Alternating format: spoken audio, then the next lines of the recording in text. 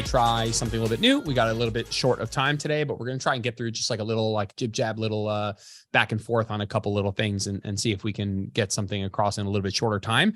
And we were just kind of BSing off air for a sec, like what topic we want to talk about. And both of us like kind of came to the same conclusion. I was like, let's take 60 seconds and see what's top of mind for us. And the first thought I'll say, it's a little hyperbolic. It's that I'm, as a viewer, not a content creator and not somebody who enjoys interacting with his following, because I got to tell, I still love that. I still love being there. I love interacting. I love DMing people. I love talking to people. I love seeing, what sort of things people are struggling with. And that's obviously just what I do. I'm just enjoy being an educator and communicating with real people and all that stuff. But as a viewer, as like someone who has his own feed, right?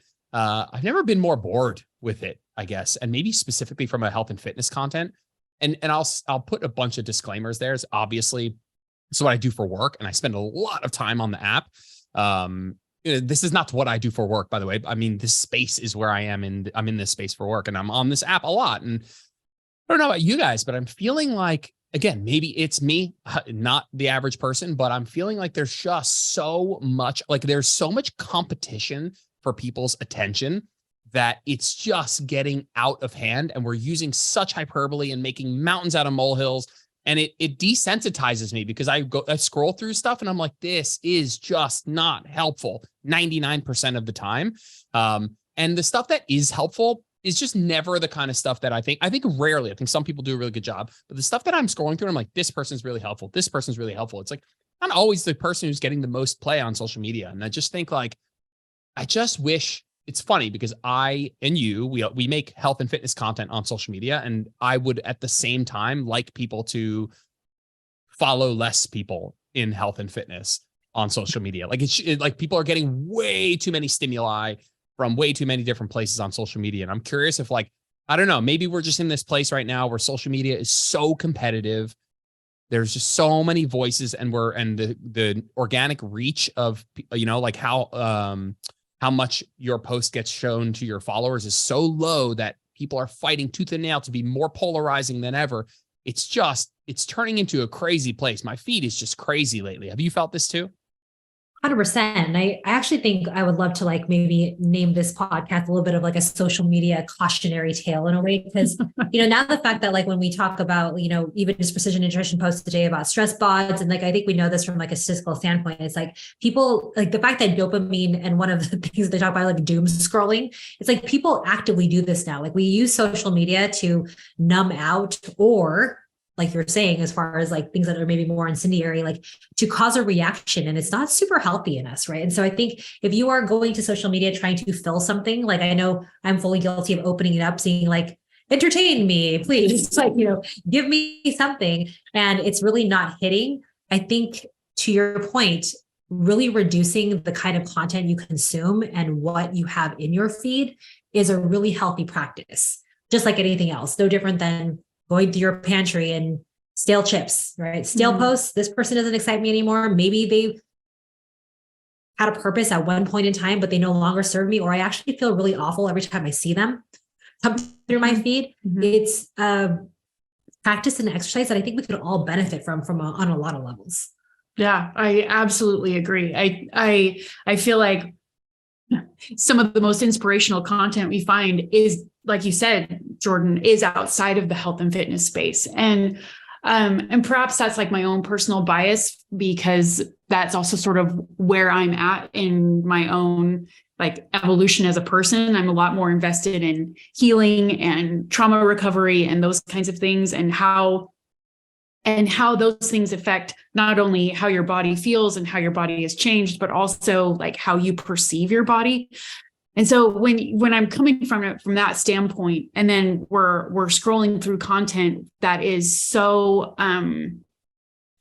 outside in focused, that so dangles the carrot of, if you become a more attractive, pleasing version of yourself, you may never experience negative emotion again. It's like that is just not it's not a helpful promise. And I think it's a place where people can spin their wheels and spend a lot of time. Like, obviously, I feel like a big part of my evolution as a person has come through my health and fitness journey, but it's also, it needs to I actually find like TikTok a lot more rewarding than Instagram, because because of like the like learning element, the personal anecdote element, and Instagram these days can seem so much more just about selling in a perfection contest. It's so ironic because on TikTok, and I would agree with TikTok, is that they are so more about being themselves than they are about being a filtered, edited, curated version. So people that actually are kind of edited and curated on TikTok don't actually don't do a lot really well. Yeah. Because people come to TikTok because it's like you have, I mean, obviously the time limitations and things like that, but the platform is really designed to either create a space for vulnerability or just like normalizing people and humans, which is really why I enjoy it. And I think that's also kind of the same way with content. And maybe it's being a little bit unfair because we all have been in this space for a very long time. And so I don't want to like diss creators this is really important to them to like share this certain aspect or things of it. But are you doing it because you feel like you have to, or you're doing it because you want the likes and the validation, and you might not even know that's what you want, right? Or is it really purposeful in educating and bringing people closer to themselves instead of pushing them away? Because I think a lot of this content is so polarizing, and if you look at it long enough, you really, really see what it's trying to do, which is, we were joking about it through text yesterday, Jordan. I'm like, they might not have intended to post something like this, but they really did.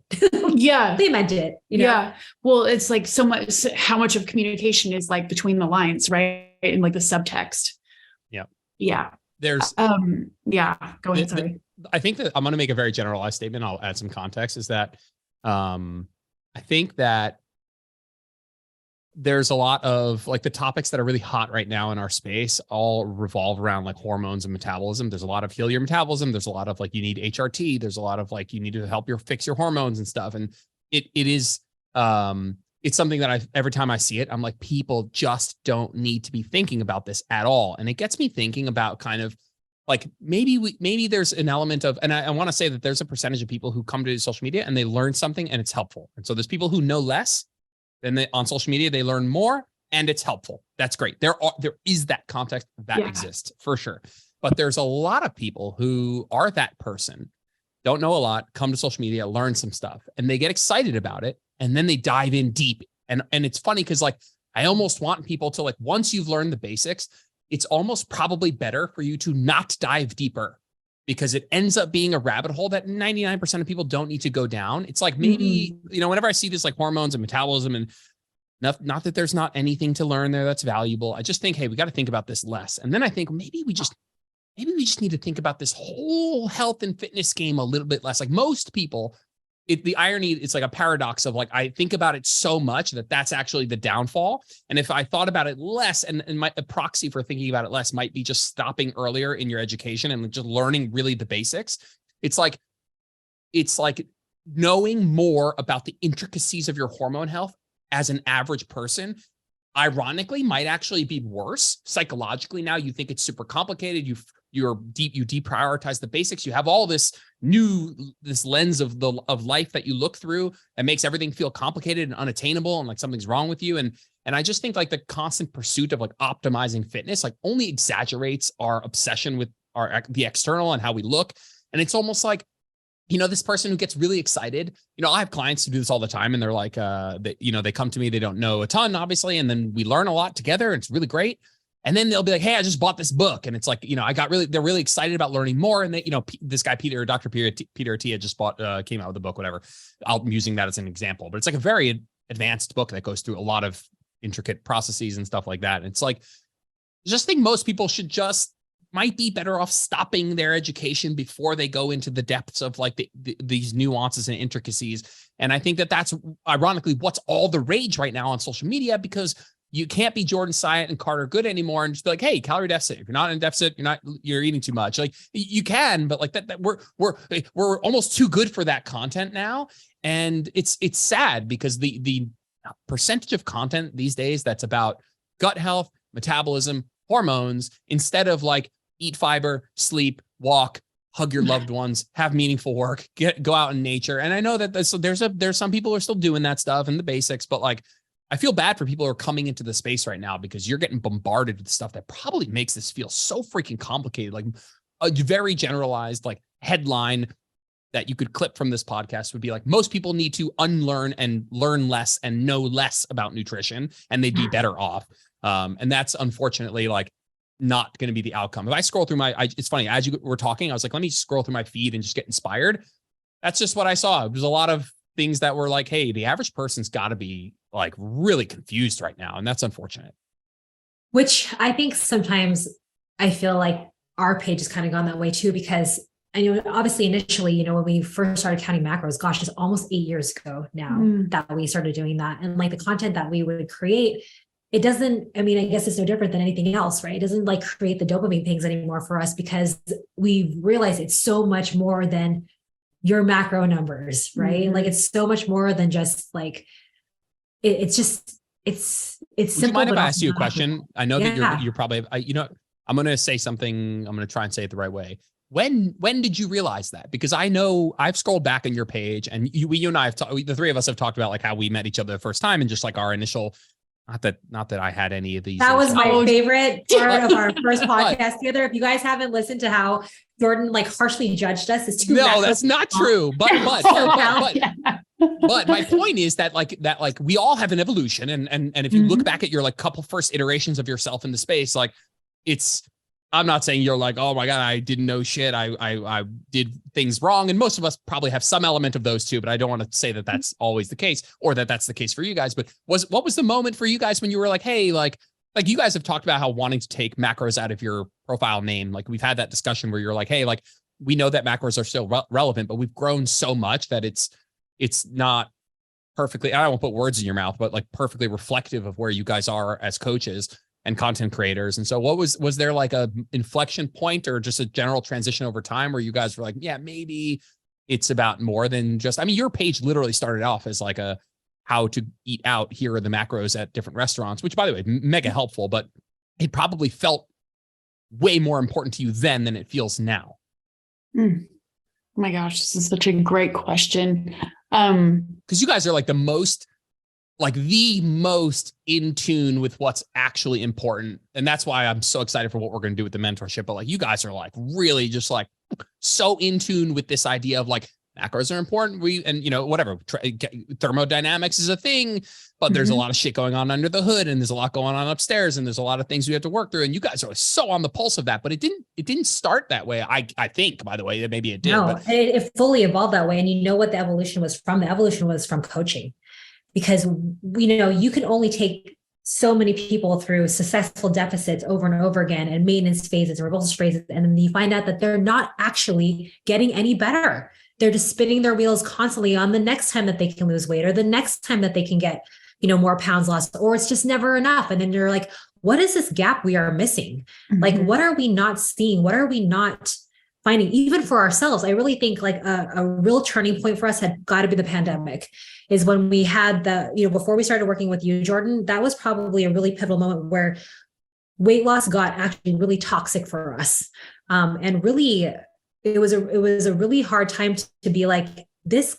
I had disordered thoughts for the very first time ever, like, through all this like fun, happy, I love macros journey, and then like, even now, sometimes we reflect back, we're like, ooh, even though we said it was all for education, like, were we doing some crazy stuff, like taking pocket scales everywhere and like weighing every little thing that we ate? But I mean, it was so fun, but at the same time, I mean, people think that, right? Like, I'm doing this for my health, I'm doing really good things. And I'm not saying you're not, but it's really easy to like justify the things that you're doing with some of these things, not really addressing the overall problem or the underlying problem. Right.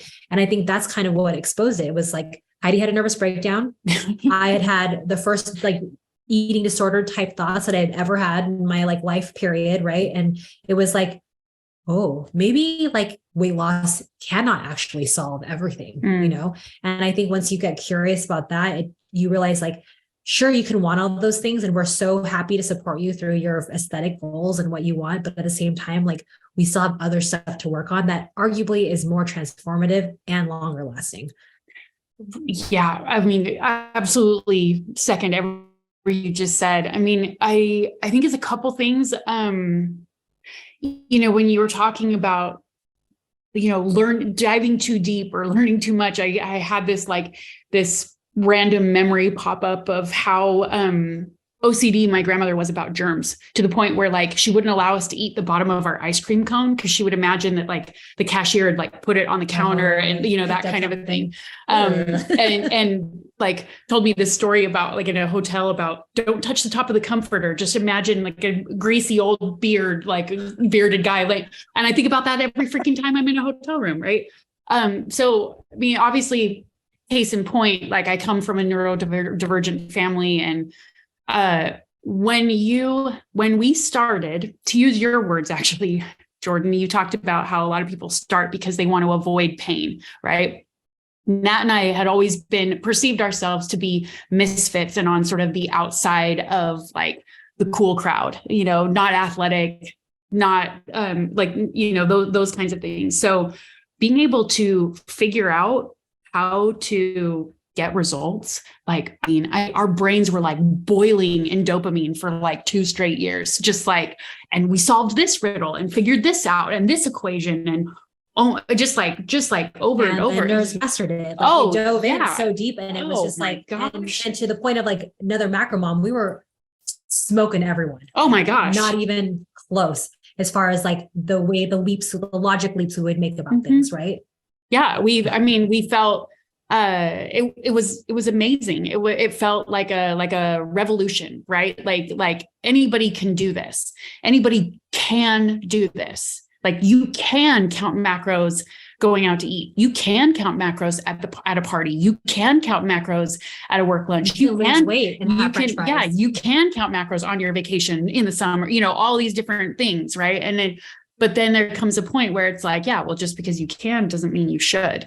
And our own journeys in self-acceptance, you can only tell client, you hear clients tell you their heartbreaking stories and show them how like the ways they're missing accepting themselves, and then do the same shit to yourself. Like you can't, which is why I think coaching is, kind of like how everybody should like have to work retail and everybody should have to be like a server. I feel like, what if everybody had it, like was a coach? It's like putting your own journey on, like giving it an exponent. So yeah, I think maybe we started because we were avoiding pain, and like the pain of maybe who we perceived we'd been, and thinking that aesthetic results could compensate for, some unhealed wounds. Right. And which is why I will say, like, I don't think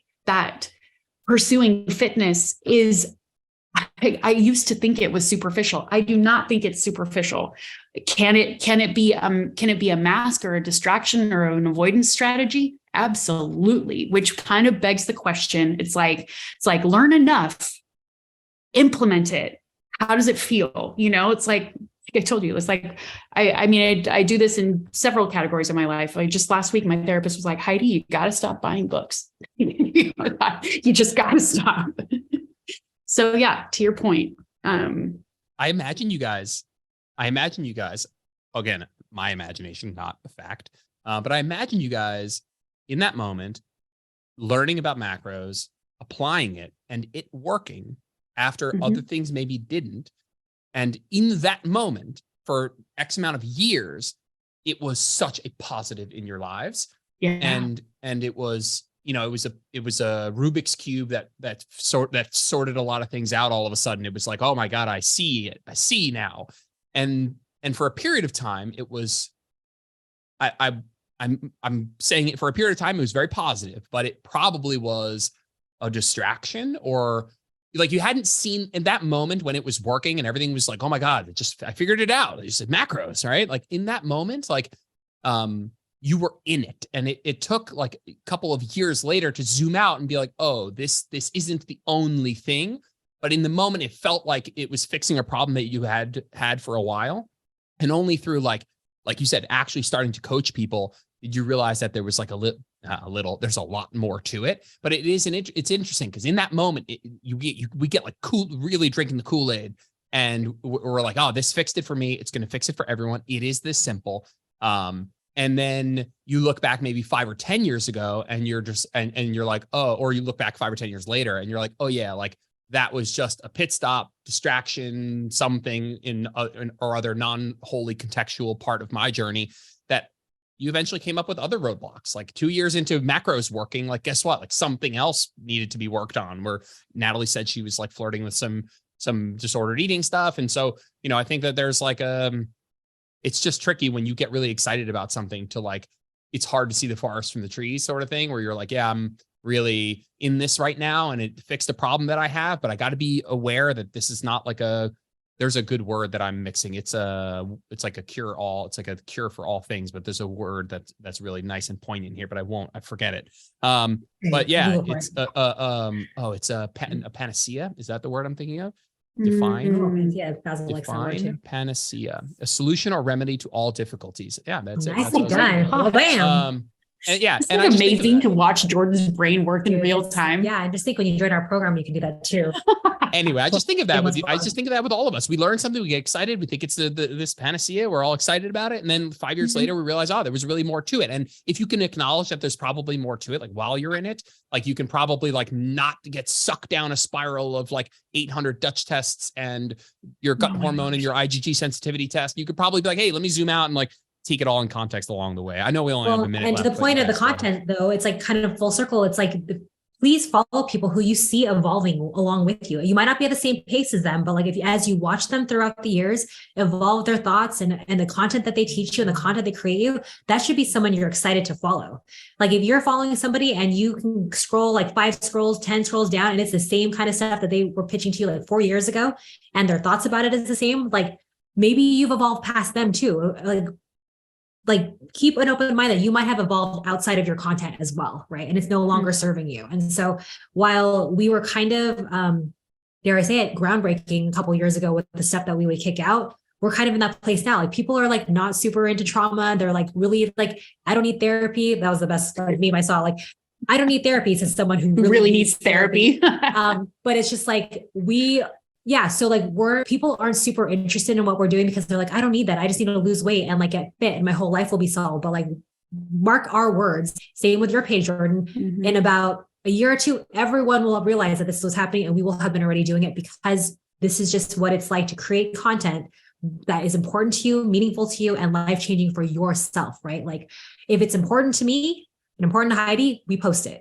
Right. And the same thing with you, Jordan. I know you do that too. It's like, we want to have fun. We want to enjoy the content we create, but if it is not serving you, don't follow, like us included, right? If it's hitting too close to home and you're like, I really just want to know like better protein tips, then I can direct you to about 500 pages that could do that for you. And happily. Yeah. I enjoy doing that. And that's totally fine. There's something for everybody on the gram, right? Yeah, but totally. I mean, I don't know if this is too much of a sidebar, but, a few years ago, I read this thing, people always ask me about my daughter, Maddie, like, where is she on the spectrum? Is she high functioning or is she low functioning? And I read this thing about how it's really much better to look at autism spectrum as a scatter plot where you're going to have more proficiency in certain areas than other, right? She has great language skills, but obviously, but she misses a lot of social cues or things like that. And which is also why people, like I have family members who are just close enough that they can pass for quote normal, and actually feel like that is a much more difficult place to be because it's like, why do you have those certain deficiencies? Right.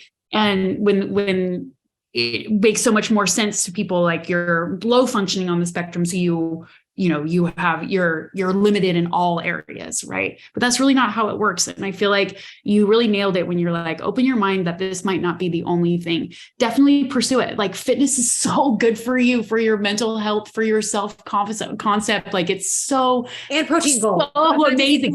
Protein goals. Also really good for not only building muscle, but regulating your energy, which is going to affect how you perceive yourself and all kinds of different things, right? It's so useful, but just open your mind that there might be other things going on as well. Because the more extreme you get in one area, you can probably be pretty sure you're overcompensating for some other things that need some attention. So. Excellent. Let's put a pin in that for now. Wonderful, nice little short episode, guys. 26 minutes. We did a pretty good job. I thought we can actually, I bet we could expand on that a little bit, but I'm happy with that. I think, I won't even try and wrap it up in one sentence or two, but because the whole podcast was pretty short. So any ending thoughts, guys? Last thought, just like care about your feed. Yeah. Care about it. And you're allowed to like what you like and consume what you want to consume, because that is what creators are out for. Like, we're all not for everybody, but. And also, like, consider social media at its best is connecting people. So if you like content, engage with it, because, doom scrolling and just like being a consumer can also kind of drag you down. Like, interact, be present, interact. Yeah. Enjoy yourself out there. I've had some clients where like in a check-in, I'll ask like, what's been your vibe on social media lately? Like how's that been affecting your thoughts and feelings about stuff? And a notable percentage of people are like, hey, I've taken a step back from like, I don't really consume that much fitness content. And as much as that like it hurts my bottom line in some way, like I think it's also because that person has said, hey, instead of going to the doom scroll, I've hired one person whom I trust, and I'm going to utilize that one person, and I'm going to block out a little bit of the noise. And so I see that as like a trade. They're like, hey, I hired you, so I wouldn't have to figure out via this whole doom scroll 900 pieces of stimuli. And so I think that's not a metaphor, but an example of like curating where you're getting your piece of information from, and kind of decreasing the number of different people. The follow-up question is like, how do you find those people that are like more trustworthy and more knowledgeable, who's really evidence-based and all that stuff? And that's a difficult thing to do. But if you can make a best guess, best judgment after getting to know people through social media, then I think that's a good idea. Super good. Cool, gang. We're going to end it there. We'll talk to you guys soon. Have a good one. Bye. Bye.